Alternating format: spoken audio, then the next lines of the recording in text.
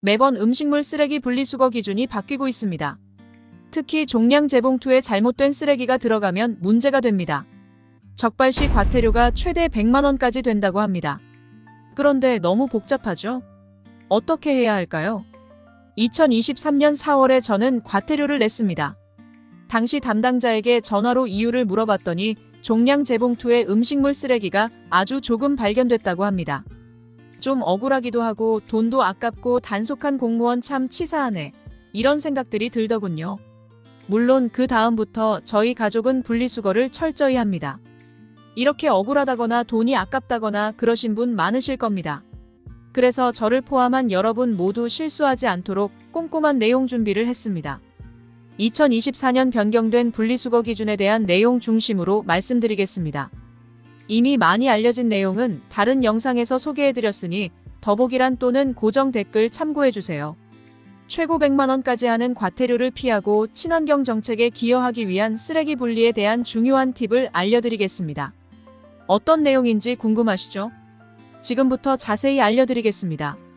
주변에도 많이 공유해주세요. 시청하시기 전 구독, 좋아요, 알림 설정 부탁드립니다. 안녕하세요. 돈 버는 복지TV입니다. 이번에 적용되는 음식물 쓰레기 분리수거 기준이 재조정됩니다.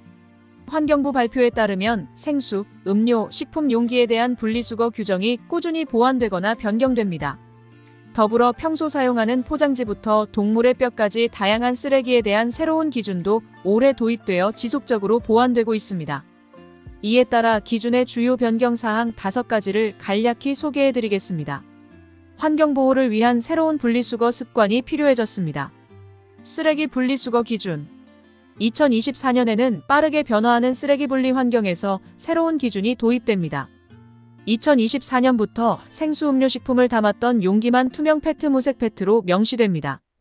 현재는 세제 등 화학제품을 담은 페트병도 투명 페트로 표시하고 있는데 분리배출 표시 범위가 명확해지는 것입니다. 현행 규정상 일반 가정에선 무색 투명한 생수 즉 먹는 샘물, 음료병 등만 일반 플라스틱과 구분해서 버려야 합니다. 하지만 실제로는 구강세정제나 손세정제, 세제, 샴푸, 워셔액 등 식용이 아닌 화학제품을 담은 병도 무색 투명하면 투명 페트병으로 함께 배출하는 경우가 많았죠.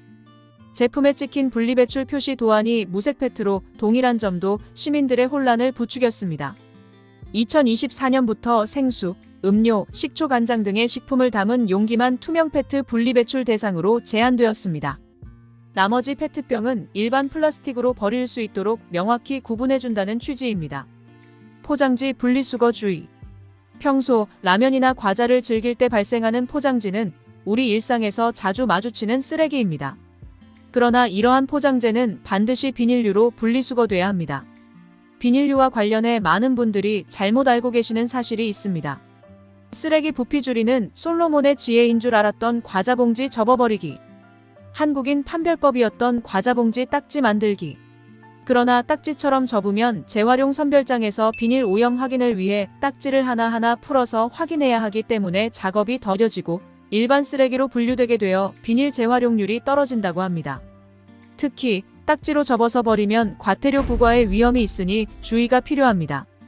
재활용을 위해 비닐류로 분리수거 습관을 갖는 것이 필수입니다. 과일 껍질 분리수거. 우리는 계절별로 다양한 과일을 즐기게 됩니다. 우리는 과일을 즐기면 즐길수록 처리가 좀 귀찮은 것이 과일 껍질입니다.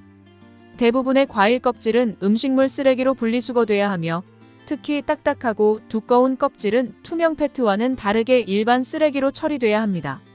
수박 껍질의 경우 잘게 자르고 말리면 음식물 쓰레기로 적절히 분리수거할 수 있습니다. 계절마다 다양한 과일을 즐기면서 환경을 생각한 올바른 쓰레기 분리수거에 주의하시기 바랍니다. 동물의 뼈 분리수거. 동물의 뼈는 대표적인 일반 쓰레기로 분리수거돼야 하는 경우입니다. 치킨이나 감자탕을 소비하면서 나오는 뼈는 일반 쓰레기로 분리하여 배출해야 합니다. 뭔가 이해가 덜 되시는 분도 계실 겁니다.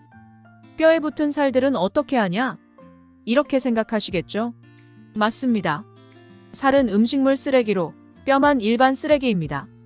그런데 이해는 쉽게 되지만 살을 분리해서 처리한다고 하니 분리수거가 쉽지 않죠. 특히 뼈에 살이 많이 남아있다면 최대 100만 원의 과태료 부과 대상이 될 수 있으므로 주의가 필요합니다. 동물의 뼈를 처리할 때는 동물이 먹을 수 있는지를 고려하여 음식물 쓰레기로 분리수거할지 아니면 일반 쓰레기로 처리할지 결정할 수 있습니다. 고추장, 된장 등의 분리수거.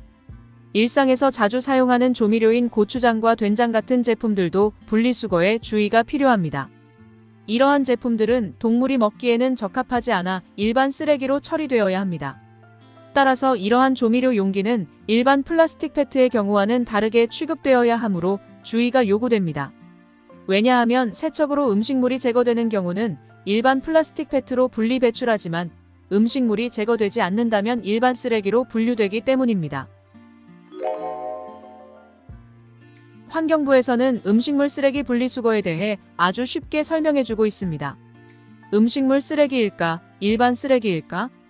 음식물 쓰레기는 가공 후 퇴비, 바이오가스, 가축의 사료 등으로 사용되기 때문에 동물의 섭취 가능 여부가 일반 쓰레기인지 음식물 쓰레기인지 구분하는 기준이 됩니다. 파, 마늘 등 채소 껍질과 뿌리는 음식물 쓰레기로 버릴 수 있나요? 아니요. 채소의 마른 껍질과 뿌리, 단단한 꼭지 부분은 섬유질이 많아 분쇄가 어려워 종량 재봉투에 배출해주세요. 김장철 쓰레기는 어떻게 버려야 할까요? 흙과 이물질이 많이 묻은 배추 겉잎, 팥뿌리, 양파 껍질 등은 종량 재봉투에 버리고 절인 배추와 무, 젓갈류는 물기와 염분을 최대한 제거 후 음식물 쓰레기로 배출해주세요. 과일의 씨는 음식물 쓰레기로 버릴 수 있나요? 호두, 은행과 같은 단단한 껍데기와 복숭아, 감, 아보카도 등 단단한 씨앗은 분쇄시설의 고장을 유발할 수 있어 일반 쓰레기로 배출해주세요. 묵은 쌀, 곡류는 어떻게 버려야 하나요? 묵은 쌀, 곡류는 재활용 과정에서 탈수, 건조, 멸균 과정을 거쳐 사료 및 퇴비 원료로 사용되기 때문에 음식물 쓰레기로 배출해주세요. 먹다 남은 치킨 뼈, 생선 가시는 어떻게 버려야 하나요? 가축의 뼈, 생선 가시 등은 동물의 사료로 사용하기에 적합하지 않아 고기는 최대한 분리하여 음식물 쓰레기로 배출하고 뼈, 가시는 종량 재봉투에 배출해주세요. 계란 껍질은 어떻게 버려야 하나요? 계란 껍질은 석회질이 포함되고 단단한 껍질로 이루어져 사료로 사용하기 적합하지 않아 종량 재봉투에 배출해주세요. 2024년부터 시행될 쓰레기 분리수거의 새로운 규정에는 다양한 주의사항이 존재합니다. 이를 알고 올바르게 분리수거하는 것은 환경보호뿐만 아니라 과태료를 피하는 데에도 중요합니다. 주요 기준 변경 사항을 기억하고 실천함으로써 더 깨끗한 환경을 만들어 나가는 데에 우리 모두가 기여할 수 있을 것입니다. 오늘의 이 영상도 여러분께 꼭 도움이 되었으면 좋겠습니다. 가족이나 주변 분께도 공유해주세요. 돈 버는 복지TV는 여러분들의 행복한 삶을 응원합니다. 영상 끝까지 시청해주셔서 감사합니다. 더 좋은 영상으로 다시 찾아뵙겠습니다. 지금까지 돈 버는 복지TV였습니다.